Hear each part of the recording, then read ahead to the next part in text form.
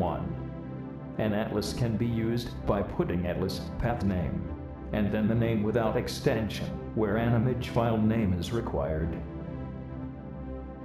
2. This is the first half of program to create atlas and the most important. The glob module is used, which calls other modules. In the glob.glob, we write the file names it should search for. These correspond to 26 letters of size 64 by 64 in set 1. Besides the letters, the space character is inserted.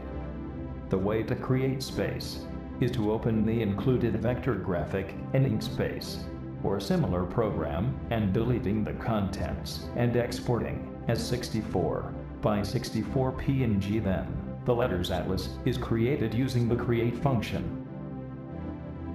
3. The last two files are the files created by createAtlas. The input images are not shown, since they are not needed anymore. 4. These are the imports. A module split lines is needed to split a large string into many lines. An implementation is included on Blogspot.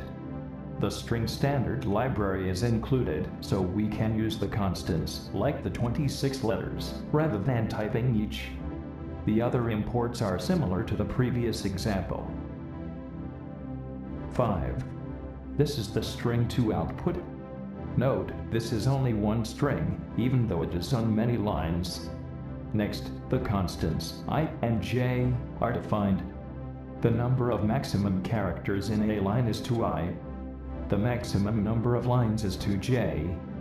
It is possible the string will not fit into 2j lines, and thus we will only see a partial string in the output. The split lines module is used to create lines, which is a list of length 2j. 6. Next, we form the 27 image strings. These correspond to the 26 letters and a space character. In the template, we start with atlas, :// then the relative path, then the name, without an extension. The coordinates, ORIGX and ORIGY, refer to the lower left of the region, where text will be displayed. 7. The letter class has a string property, which will be used to hold the image string. Next, in the root, there is only one function, writeString. It uses an integer variable to iterate over the 2j lines. Next, for each line, we iterate over all the individual characters in the particular line. 8. For each character in a line, we create a letter instance. Then its string property is set to a letter or space. Notice, if we have a comma or period, it will be treated as a space. Then, the x and y positions of the letter are set as some offset from the ORIGX and ORIGY coordinates. Finally, the letter instance is added to root widget. 9. In the app, we schedule the writeString function to take place in half a second. 10. In the Kivy file, each letter source is set to image string property. Also, the size is set to 32 by 32.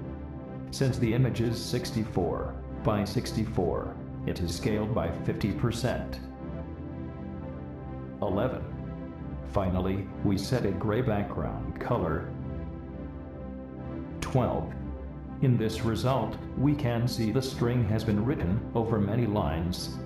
Also, it can be seen that the commas and periods are missing and replaced with spaces. If we had the images of the two symbols, we can easily write more conditions. 13. You can find additional information including the source code at pythonmobile.blogspot.com.